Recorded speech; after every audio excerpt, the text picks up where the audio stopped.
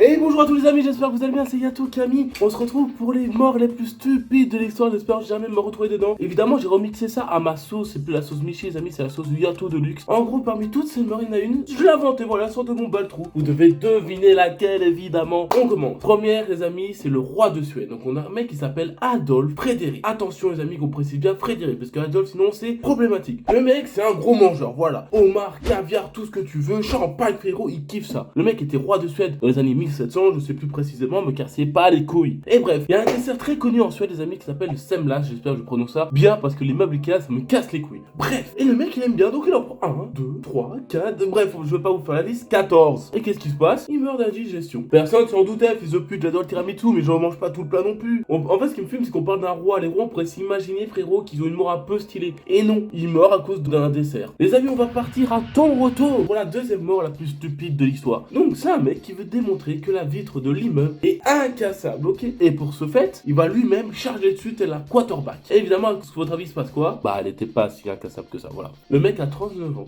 et il est mort comme une merde. En gros, bah, il met un coup d'épaule tard et quarterback. Et évidemment, sinon c'est pas drôle, il a pas fait ça genre au premier étage. Il a pas testé vite du premier étage. Non, il s'est dit, moi j'ai des couilles, je vais tester ça au 24e étage. Le mec, il s'est transformé en César Zepili, frère, une crêpe humaine. Les amis, troisième mort, on va parler de Paul Stiller et sa femme. Donc, ils s'ennuyaient, les amis, dans leur voiture, ce qui peut arriver. Il est 2h du matin, ils s'ennuient dans leur voiture, ils savent pas quoi faire. C'est vrai qu'ils pourraient faire plein de trucs, frérot. Ils pourraient regarder une de mes vidéos, pourquoi pas. Ils pourraient regarder un épisode de One Piece, apprendre le patinage artistique, pourquoi pas, frérot. On n'a pas d'heure pour apprendre le patinage. Et ils se sont dit quoi? Les gars, on va évidemment lancer des bâtons de dynamite. Fils de pute, mais déjà, de base, dynamite, quoi que tu en fasses, c'est pas une bonne idée, frérot. C'est pas une bonne idée. Et là, ils la lancent dans leur voiture, ils sont toujours dedans. Ils ont mis un petit détail. Bah, à la fenêtre. C'est un dessin animé leur mort. Comment tu peux mourir comme ça? Bon les amis, là on va voir une mort pas si drôle que ça, mais plutôt horrible. Je vous rappelle qu'il y en a une qui est fausse, voilà, on sait jamais. Donc on va voir l'histoire de Moumoud Folie. Déjà je trouve qu'il a un nom incroyable. Mais c'est pas l'histoire, parce que le mec il est barman, chill et tout. Et il s'est fait tuer par un gangster, mais pas d'une balle dans la tête comme dans les films. Non, on n'est pas dans GTA les frères. Là il est mort parce que le gangster lui a obligé à avaler 27 litres de coca. Et je sais que ça peut être bon coca, mais 27 litres c'est trop. C'est comme notre fils de pute de Suédois. Et vous vous avez demandé, mais pourquoi il a fait ça le gangster? Et bah c'est très simple, c'est parce qu'en fait Moumoud Folie a buté son chef de gang. C'est faux, non, c'est vraiment une raison beaucoup moins bien que ça, c'est parce qu'en fait, il a débarrassé trop vite son verre. Le gangster, bah, il a pas kiffé, frérot. Vraiment, il était frustré parce que mon avis, il restait à fond de coca, il a fait fils de pute, je l'ai payé 2,50 ce coca, il me le retire. Et voilà, et en vrai, je peux comprendre, mais c'est peut-être un peu trop. Les amis, on va revenir avec de la dynamite. On va à l'histoire d'un homme en Alaska. Évidemment, États-Unis, explosif, Mr Beast, tout me semble correct. Donc pareil, le mec se fait chier sur son lac gelé. Donc, lui, il peut vraiment apprendre le patinage artistique. Voici, il a vraiment même le territoire pour le faire. Et à la place, il se dit, vas-y, je vais lancer des bâtons de dynamite dans un lac gelé, je peux comprendre. Ça peut être drôle parce que du coup, bah, ça explose. Ouais, je peux comprendre, ça peut être fun. Sauf que le problème, les amis, c'est qu'il a un chien. Et à votre avis, fait quoi un chien quand on lui lance un bâton? Il le ramène. Le chien court après le bâton, comme ça. Et après, ben, évidemment, c'est pas un chien mal poli.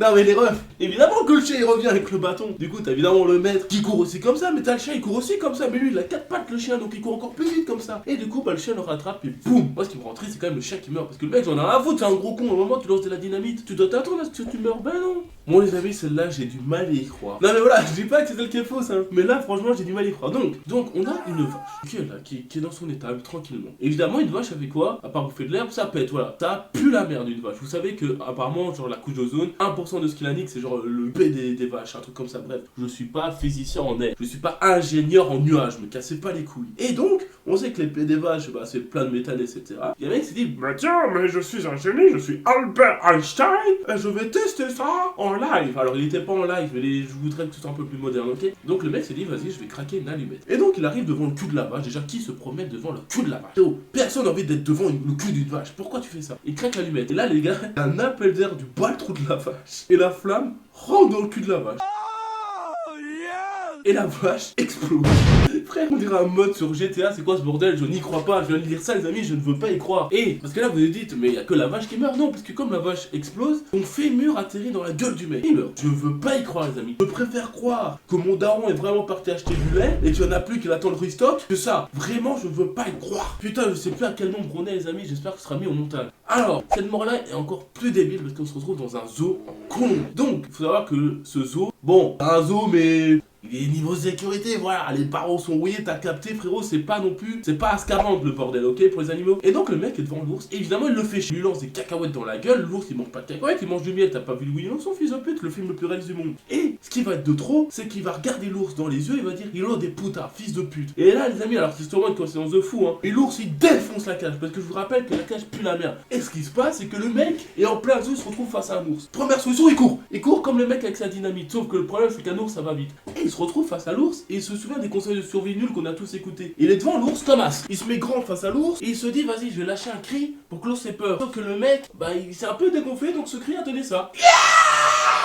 Bon bah l'ours lui a niqué sa race. On va retourner sur les explosifs parce que j'adore ça vraiment. Donc on a un mec qui s'appelle Gary. Il est dans son appartement d'un ami. Sauf que je sais pas comment c'est possible parce qu'ils expliquent super mal sur les sites, frérot. Il veut prendre un verre d'alcool. Ah saoul, il fait ce qu'il veut Gary, s'il veut se bourrer la gueule, pourquoi pas. Sauf que c'est pas de l'alcool, c'est un verre d'essence. Je sais pas pourquoi il y a un verre d'essence chez lui, frérot, je ne comprends pas. Le mec a un verre d'essence, ou alors il était tellement bourré qu'il a pris le jerrycan à la place de la bouteille de vodka, je sais pas. Donc évidemment l'homme, bah il sent que c'est de l'essence, ok. Je vais pas dire qu'il est mort à cause de l'essence, c'est complètement stupide. Donc il la recrache. Et donc l'histoire, bah il se dit bon bah je recrache l'essence, tout va bien. Sauf que Gary c'est un fumeur. Il décide de s'allumer une cigarette, sauf que sur le bout de ses lèvres il y a quoi, il y a de l'essence. On va aller au Brésil les amis en 2008. Donc on a le prêtre Adelir Antonio de Carli. Les amis, le mec est connu pour faire du parachutisme. Pour l'instant, même s'il est mort comme ça, on pourrait dire à Soul, c'est un sport dangereux, on pourrait comprendre. Donc les amis, lui il a rêve en tête, je sais pas pourquoi, et en plus il demande de l'argent pour ça, il en récolte. C'est battre le record du monde d'heures de vol, mais pas dans un avion, pas dans un deltaplane, dans un hélicoptère, tout ce que tu veux, accroché à des ballons d'hélium. Fils de pute, il s'est cru dans là-haut. Mais sauf qu'il n'y a pas de maison, il n'y a que lui. Et donc, déjà, il le tente avec 600 ballons. Le mec parcourt 25 km à une altitude de 503 000 mètres. Sauf qu'il sait pas assez pour lui. 600 ballons, c'est pour les gros PD. Et il s'est dit, on va retenter avec 1000 ballons, voilà. Et donc, il monte jusqu'à 6 km de haut. Et on n'a plus de contact. Son corps a été retrouvé seulement 2 mois après, les amis. À plus de 100 km de son point de départ, on a trouvé son corps, bah, évidemment, mort. Parce qu'il s'est cru dans là-haut. Putain. Moi les amis, j'espère que ces vidéos vous auront plu. En vrai les morts sont assez courtes à raconter, ce qui est dommage. Mais c'était quand même assez drôle. Il y a vraiment des gens qui sont morts comme des merdes. Évidemment je vous permets de rigoler parce qu'on peut rigoler de tout. Et je vous en... Non c'est pas ça, j'espère jamais me retrouver là-dedans. J'espère avoir une mort stylée, tard les animés shonen. Bref, j'espère que la vidéo vous a plu. N'hésitez pas à commenter quelle est l'anecdote fausse évidemment. Ciao.